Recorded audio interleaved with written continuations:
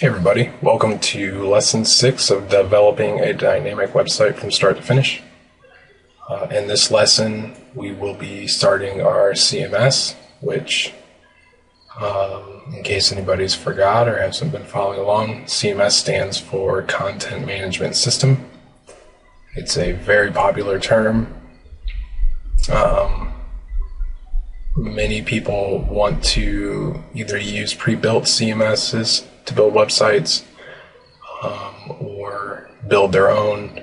Either way, many clients will want some sort of CMS from you. They may not know what they're actually even talking about when they ask for a CMS, but they know they want it and they have an idea of what it entails. So this is an important thing to know. And obviously from comments and things like that on our channel and videos that, aspiring web developers and designers really want to know how this works and how to get one of these going. This won't be a very slide-heavy video. This was pretty much the only slide I prepared. I don't think I need anything else. If I do, I'll slide one, no pun intended, in later. But we're going to be doing most of our work in Dreamweaver, which is what people probably prefer anyway. So with that said, let's move into Dreamweaver. So first thing I've done is open up our website in its current state. And just as a refresher from the last lesson, we can click on our links here, which will load the same page, the index.php page, only with different content in our content area here. So this is a start. I mean, technically, we have already built not only a template system, but a CMS, and ultimately a dynamic website. Now, this is not very attractive, nor is it the overall result that I want, or I'm pretty sure any of you guys want. But hopefully it's getting your brain kind of rolling on how this process works. So let's open up Dreamweaver and take a look at what we've already got. So far we have a pretty simple setup. We've got a config folder here with a setup file, which still is empty. We haven't put anything in there. We'll get to that soon. Then the CSS folder, we still only have one style sheet, which we may cut up this lesson or pretty soon here in the next lessons. I haven't decided yet. But we will start organizing that one a little better. And then our template folder, which holds the individual areas of our website that we know or at least feel are going to stay static. And they're brought into the page here with these includes. And then lastly, we have this conditional here, which determines what is going to be shown in the content area of our website, depending on the input from the user. And we put this conditional in here that checks to make sure that in the case that the page variable in the get array is empty, it's an empty string, meaning pretty much we've gone to the root, whatever.com, and we haven't sent page equals anything, that we by default go to the home page here, or at least show that we're on the home page. Now we're going to take this and turn this into something much, at least more professional. Still not the most professional approach that we're going to be working in, but it's going to give you an idea of how this starts. And I don't want to lose anybody here by saying it's not professional necessarily. This is many times how I will start a website, or at least what we're about to do, and then I will from there tweak and mold things into a more efficient and professional looking website, at least from the back end. So what we're doing is going to be steps that can still use when making a website. So I don't want to lose you here. So keep focusing here. Alright, so first things first, I want to come over here and let's click on the root and say new folder, and we're going to make a folder called content. And I'll tell you right away that this is going to work similar to the template folder. We're going to make a file for each quote page that is on our website. And this will make more sense here soon. And something I want to do before we go any further is let's go over to template, the template folder, and open up nav main. One thing, let's go ahead and just clean this code up. We can, this is really up to you guys. This makes it a little easier to read. We'll probably turn these into an unordered list at some point and put some CSS magic on it. But I figure at this point is a good start, or a good point to take what we've talked about in our project plan and apply it, because these pages here don't really reflect what we're going to work on. We do know that we're going to have a gallery, so let's change services to gallery, and we need to change the page variable to be gallery. And I've gone ahead and reviewed our project plan, which again, remember, this is kind of why I said it was important to have, even though ours is pretty simple. But we needed to remember what it was that we were going to put in this website. Two of these are not really, the first two do not really matter in what we're doing right now. What's most important is those last two. So going back, let's change about us to blog. And we'll just keep it like this. Make sure you change the page to blog and save it and go ahead and upload it. Control-Shift-U, which if we go preview our page and we refresh, all this has done is automatically changed the content here and our navigation. And because we changed the page name, it's now loading the correct or accurate page is now gallery, page is now blog. Now we're going to replace this area here, this page is now, with something that makes a little more sense. So going back to Dreamweaver, go to our index here. We're basically going to remove everything from 33 to 43. Those lines may vary depending on your document. And we will actually probably keep this conditional in some form. We're just going to move it and rewrite it. But anyway, getting back, let's go back to our nav main here. And as we've done in the past already, we've kind of taken advantage of using pages we already have. So we're going to go ahead and use this page that we've already set up and go ahead and save as. And we're going to use this as our first content page. So go back a directory and go to content folder. And let's call this home. And now we do not want to update links. First thing we're going to do is strip out those items there, the navigation items, and we're going to use this comment to say home page content. Save that and upload it. Now we're going to do something similar to what we did with the template, and we're going to go ahead and save this one as gallery. And swap out this gallery page content. What's most important is that we save first before we save as, otherwise we're going to have some issues. They're going to override some things, so keep that in mind.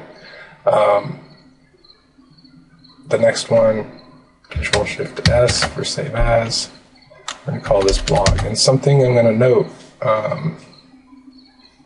it is really important that the file name we choose is exactly the same, even the same case, as far as whether you use uppercase or lowercase or whatever. It's very case sensitive. This needs to be the same term that we're using in the page variable in the URL, and you'll see why. So this should reflect, or it just has to reflect that same variable. So say this is blog, and then the last one will be our contact page. So save this, or wait, we need to change the gallery to blog page. Go ahead and save, Control-S, and then Control-Shift-S. And our last page is going to be called contact, which is, I believe, go ahead and set this to contact, save, Control-S. I believe that's what we called it. Yeah, contact. Okay. So we have these 4 pages. And what they're going to do is store the content that we want to display on each page. This is, in fact, one way to make a content management system. At this point, what we're going to leave with today, you're going to have a CMS built that works just fine and is totally suitable for a client. The only thing to keep in mind is that at this point in the game, you, as the developer, are still responsible for changing the content. It's just laid out in a little easier fashion. We do not have to have 5 different pages, the index page, the contact page, the gallery page, the home page, etc., with all that extra HTML, if that makes sense. I mean, yes, we have these content pages, but they're simply going to hold the information or the HTML that's going to go within this box here, this content block,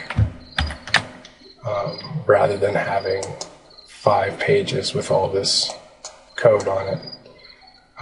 Totally cleans things up. When you're done with a website like this, you kind of, and it really depends on how you prefer personally to go about things, but you end up either having a very file-heavy website, if you go about it, especially the way we're doing it right now with having a page for each content item. And when I say by file heavy, I mean there's going to, there'll end up being a ton of files uploaded, yet what's in those files will be very minimal and clean. And that's an acceptable way to do it. The other way is to have a very, we'll call it code heavy setup, where you have very minimal files and you just have these files that have massive amounts of code in it. Both are acceptable, and both can be done in an orderly fashion as long as you comment your code and organize it correctly. I tend to kind of meet in the middle there, and we'll see that at the end of this series in general. So let's stop the jibber jabber or whatever and move on to the good stuff here. First thing I'm going to do is I'm going to take this conditional we wrote on from line 35 down to 43, which again may be different on yours. Just make sure you get the if and then the closing curly bracket of the else statement. We're going to go ahead and cut this, Control X, and we're going to go ahead and paste this at the top of our page. And there's some formatting we can do, kind of highlight it all and shift tab backwards. This can pretty much stay the same. We don't need to change anything there yet. Let's keep that way. What needs to change here is what happens here in the content block. And we don't want this generic page is now text anymore. We want some real content. So I've actually changed my mind, and I'm going to skip ahead to do something that we would have done in a little bit later. But now we're just going to go ahead and do it now. In our conditional up here at the top of the page, let's change echo. And we're going to assign a variable that we're going to create called, we'll just call it PG for page. I'm just using that for short. And PG equals home. And we'll do the same thing here. Instead of echo, we're going to say PG equals home.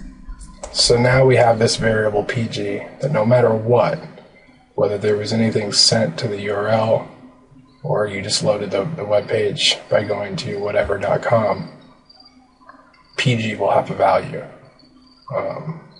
And by default, it will be home. And what we need to do now is scroll down here to our content area, which let's go ahead and just remove this whole PHP block for now and kind of clean it up. What we're going to do is copy one of these. It doesn't really matter which one, but one of these little include blocks, including the PHP tags. Copy that, and then let's paste it here and tab it out. First thing to change will be the folder we're going to look into, and that's content. And here's something important to note. When I mentioned that I tend to prefer to use single quotes over double quotes, there is a reason for that. There's a very huge difference between single quotes and double quotes in PHP and pretty much programming in general. In PHP, single quotes will take things literally, whereas double quotes can automatically kind of figure out if something is a variable or not. For instance, I'm going to go ahead and just tell you what we're going to do. What we want to do is load this PG variable here in place here. So that way this page name changes depending on what PG is. Now if I just refer to PG right here, then this is not going to work because single quotes take things literal. And what it's going to actually do is every time, no matter what this does up here, it's going to read this not as the variable PG, but actually $PG. So it's going to be looking for a file called $pg.php no matter what. Now an easy solution would be to change the quotes to double quotes. And what this does is it changes it from literal to it'll actually read this as, okay, spit out the value of PG right here, or the PG variable. I'm actually going to have you go back to using single quotes, and it's going to seem like some extra work, but there is a reason, as always, for why I do it this way. So going back to single quotes, all we need to do is use a concept called concatenating. And what we're going to do is basically make a break in this string right here after the slash. And by doing that, we're going to add a quotation, a single quote, which you're seeing errors come up everywhere. That's because we've broken our code right now. So we're saying, okay, this is a string, and then we use the period symbol, which is the symbol for concatenate in PHP. You'll find that symbol change in different languages. But for PHP, it's the period. And then after PG, I know there's already a period there, but it's kind of confusing, but that's for the .php. Put a period and then another single quote. And you see our errors go away. And all we've essentially done is tell PHP to include, it's going to read this as, okay, here's a string, content slash, oh, wait a minute, break, toss in the value of PG, and then continue on the string. So it is essentially the same thing as what we did with the double quotes, and it is a little extra work, yet I do have a reason for why I prefer to do it that way. One, this stands out on the page way better than a variable that's color-coded the same as the rest, as we saw before.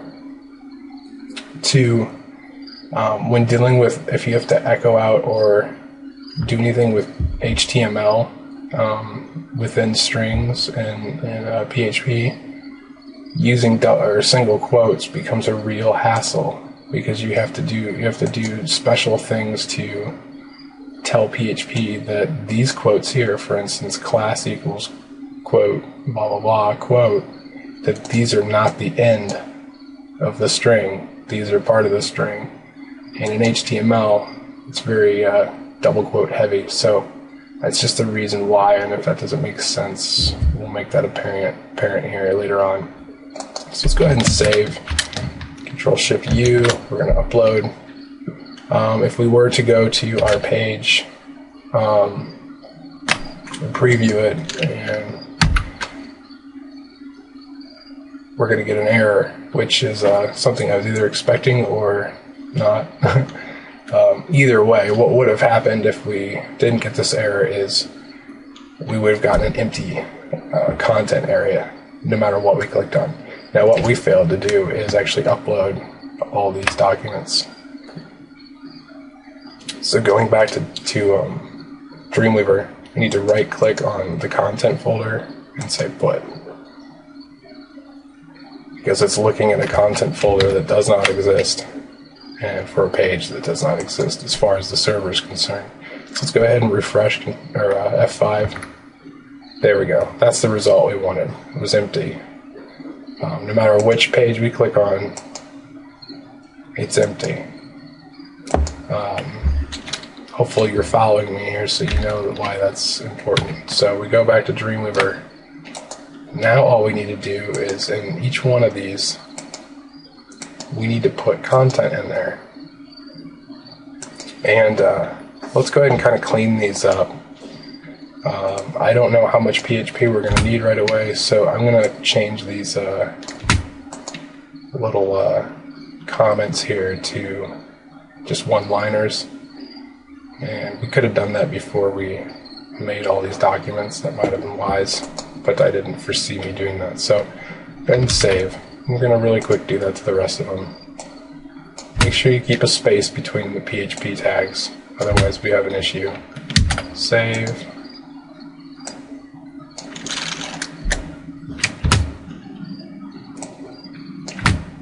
And save.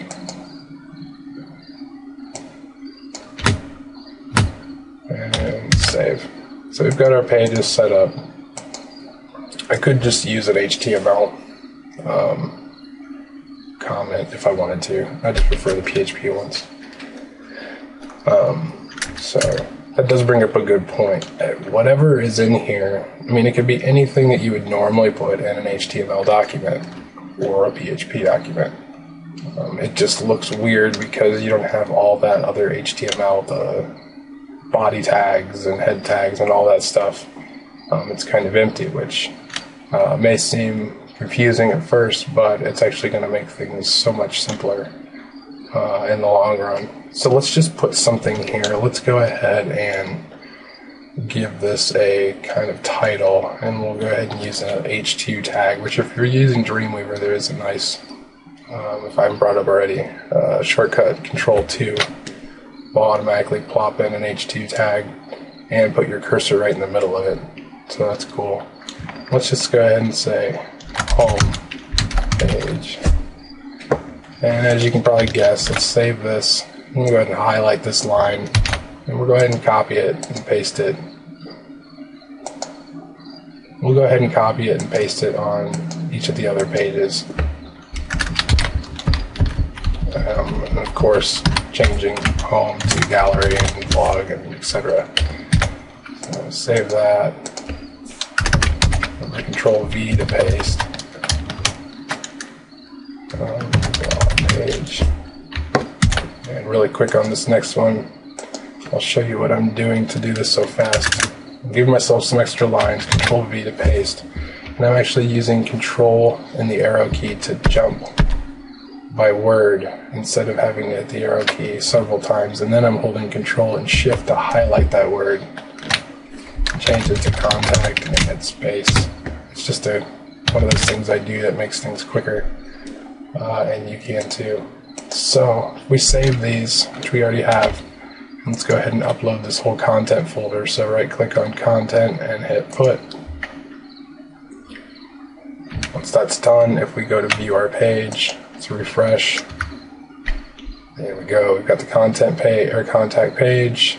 Click on blog. It should be blog page, gallery, home page. You're seeing where this is going. All right. So something we're going to do now is we need some content to go in here to kind of bulk it out.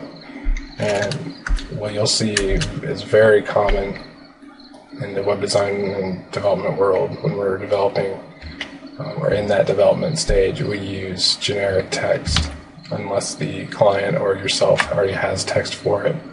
And what I've already gone and done is found a kind of a page that has some of that generic lorem ipsum text. And if you look at the URL, this is where I found it. You can find some places that will actually generate. You can tell it how many paragraphs you want, etc. I'm just going to highlight this and copy it, Control C, go back to our Dreamweaver here and give ourselves a couple lines and go ahead and if I paste this, it's going to paste it as just text with no tags. So we have a decision to make here. Either I can hit paste and put paragraph tags around this myself, or which I just hit Control Z there to undo, or I can go to design view and do it in here, enter, paste, and it should automatically add, if I go back to code view, those paragraph tags. That's kind of up to you.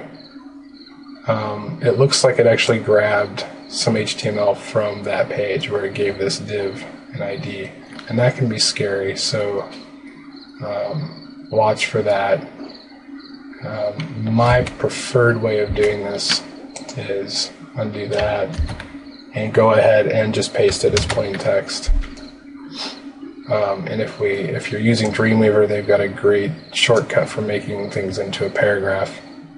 If I highlight this text here on line 7 and use Control-Shift-P, it will wrap it in a paragraph tag. So I can do that to each one of these. Control-Shift-P.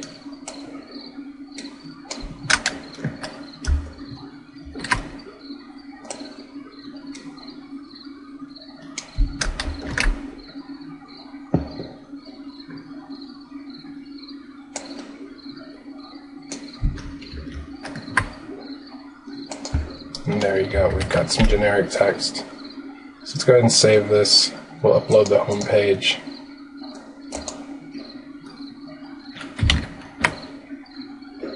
Go back to our site, click on home, and there you go, we've got our generic text. Now we're seeing some definite issues with formatting here. Everything's centered. So let's go ahead and take this text. And this time, let's go ahead and copy what we've already formatted here, or done in the code, Control C, rather than reusing and having to remake those paragraph tags. And let's go ahead and put it on all of our pages. And we can take from it, change it at will, save, yourself a couple lines, Control V, Control S for save. The lines, Control V, Control S for save. So there, each one of our page has some content. Now let's do something here. Now let's go ahead and we're going to open up our CSS Styles.css and find our content div. And we're going to go ahead and give it a padding. So let's give it a padding. Normally, or what we could do is just give it a default padding. I'm going to give it like 20 pixels on every side. And we could get by with just doing this. However, I see that it's a possibility we might need to adjust that and make some of the sides or height or top or bottom different in the future. So just for good measure, I'm going to go ahead and assign each dimension individually. Let's go ahead and save that and upload it.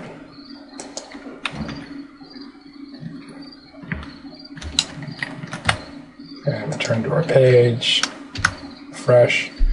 Okay, so we've got some of the formatting issues taken care of, and that's applied to each of our pages because we've done this, we wrapped this around the include statement. So that's everything in there is going to take, everything in those little pages we made, those content pages, are going to take on the rules that we give the content div. So going back to Dreamweaver,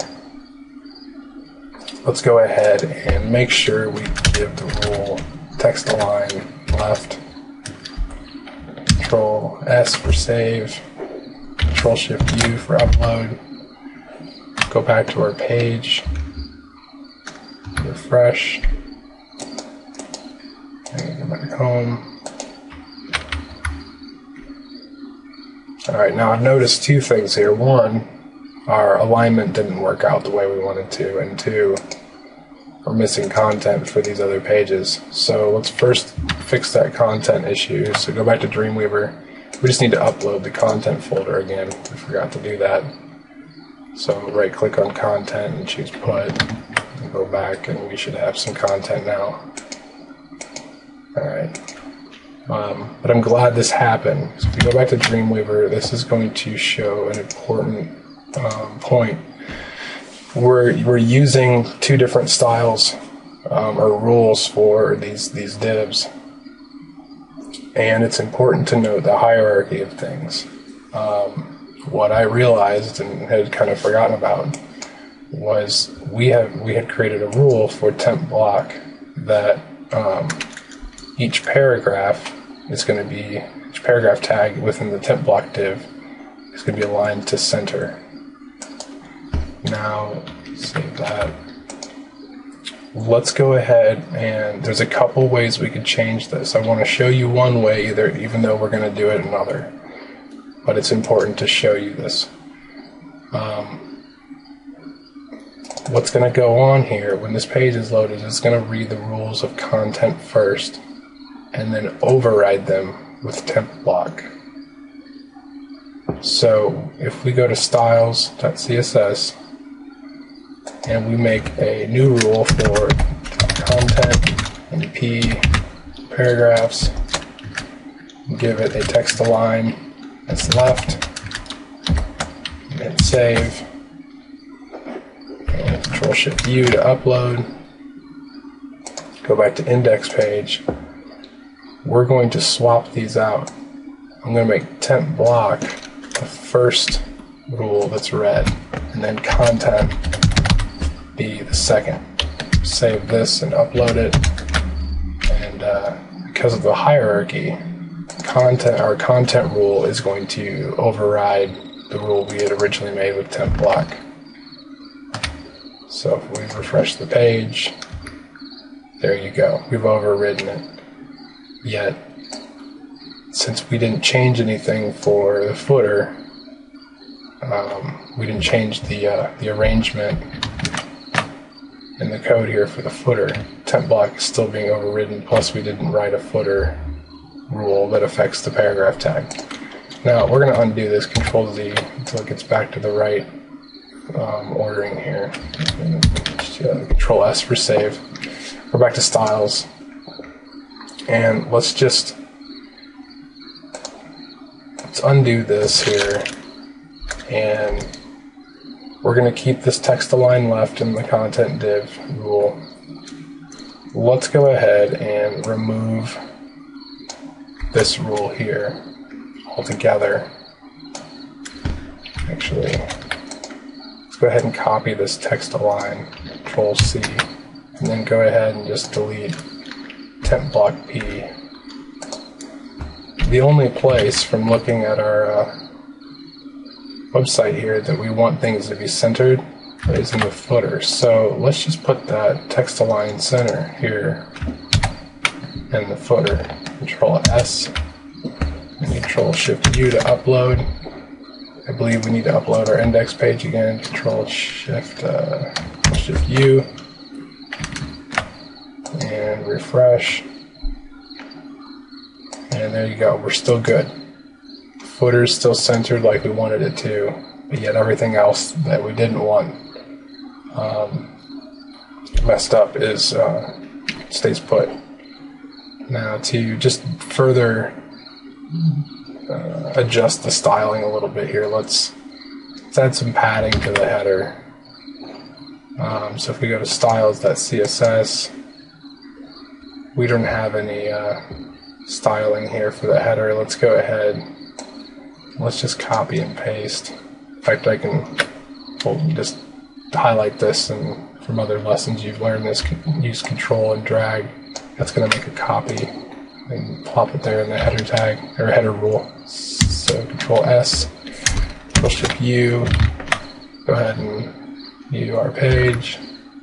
Alright, now what it did do is it gave us this nice 20 pixel buffer on the left, but remember this is a H2 or H1 tag, I don't remember, I believe H1, and that comes with its own formatting, so we've actually added to the padding on the top and bottom, and that's why there's so much space here. So if we wanted to, we can come in here and make sure that for the header there's 0 pixels for the top and bottom and 20 for the right and left. Control S, Control Shift U for upload. Refresh the page, and there we go. That looks a little more like it should. So everything's starting to line up a little bit here, and we're starting to see our CMS in action. Now we don't actually have a gallery, and we don't actually have a blog, and the content itself is all generic. Oh well. We're going to adjust that in the future videos. So we're also going to take a look at this div here. If you haven't noticed on your screen that we get a scroll bar here because the nav underscore main div and the header and the content, all these are flying off the page here. So we take a look here at our CSS. That would have to do with our width being 100%. And since divs are block items by default, we should be able to remove this and hit Control S, Control Shift U, and these divs should fill the page regardless of whether we told it to be 100% or not. Yet it's going to apply the margins and padding appropriately now. So if we go back to our page, hit refresh, there you go, perfect. Now we're seeing the edges of everything. We lost that ugly scroll bar at the bottom, and we're really making some waves here. So again, congratulations, you have not only made a dynamic website, but you have made essentially a content management system. Granted, this is a content management system that you, the programmer, developer, whatever, have to maintain. If the client wants something to change, you would have to go into the code and change it. So we haven't yet built that extra part, that kind of control panel area, that area where clients are able to come in and make the changes themselves, thus making it a very, very effective CMS and something that clients are looking for. they want control, and we want them to have it, because you may think it's great to sell a maintenance package to your client, say $20 a month, and we'll make changes to your website or update the content. It's not. It's a unless you found out a good way to do it, it's just really not the best way to do it. Especially if you're on your own, if you're a freelancer and not working for a giant company with a call center, you don't want to be doing that, because odds are they're going to pay that $20 a month, and you're going to make some pretty good cash depending on how many clients you've got. There may be 6 months that go by and you've made $20 a month off of each one of your clients, yet you've never had to go in there and change anything. Now the problem is there's a chance that after these 6 months, what happens when 5 or 6 of these clients call you that month and say, hey, we'd like to go ahead and change a bunch of stuff, and you've already promised them that. That's why they've been paying that $20 a month, which is basically kind of insurance that you're going to, do whatever it takes. And that's a tough thing to do it. It almost reminds me of domain names.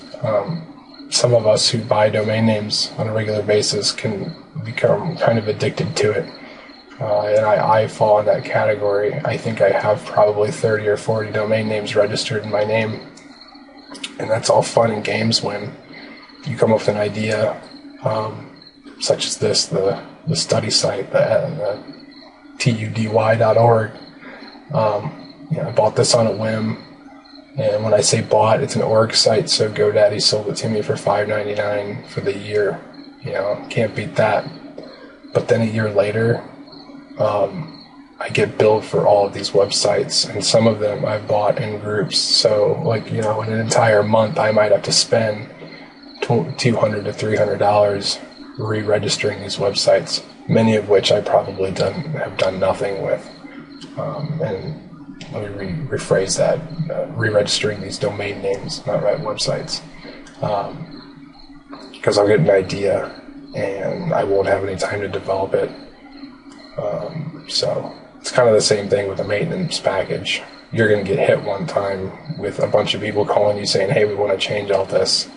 And you're going to have to spend a large amount of your resources as far as time focusing on them. Otherwise, you're going to lose them and lose that maintenance package. So just as a little piece of professional advice, avoid maintenance packages at all costs. Something that's getting very popular in the development world is the concept of a retainer, which works more like a lawyer. And I don't recommend people do this unless you are, at the level where you can feel like you are a professional and, you haven't just done a couple tutorials and you ask your first website client for a retainer. That's not going to work out very well. But as you get more comfortable in the field, retainers are a great way to kind of solve that maintenance issue. Because there's always going to be some maintenance needing done, but it's a way to do it where you're not going to lose money, and it's actually worth the time to take away from your current clients in order to make adjustments for this client. Because it's not, at that point, it's not a maintenance call. They become your client again for a little bit of time. And what you're doing is, instead of getting, say a client paid you $20 a month for a maintenance package for 5 months, which then means you've made $100 off of them, but they want you to make like 5 or 6 different changes that end up, taking you 5 or 6 hours, then you have lost a lot of income there. Depending on what your hourly rate is.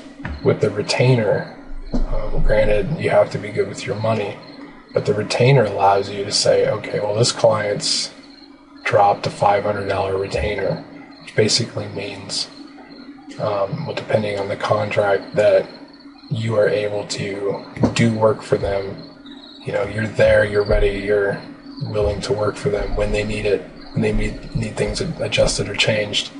And you can kind of, you're not necessarily drop everything you're doing, but you're going to go ahead and know that they've already given you $500, and that $500 goes towards things like this. So when you bill them, you are taking off from that $500, and you're not taking it off in $20 increments. You're taking it off at your hourly rate, which, depending on what that is, you know, their whole retainer could be ate up for this, you know, one call to make a bunch of changes.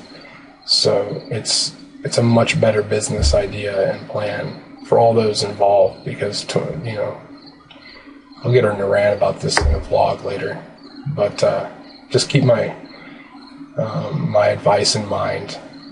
Avoid maintenance plans, avoid static websites if you have to. Those are the most maintenance heavy websites. There are time and places when static websites work, but most times they don't. But again, congratulations, you made a dynamic website, you made a CMS, and we're going to make it even cooler in the next lessons. So we'll see you then.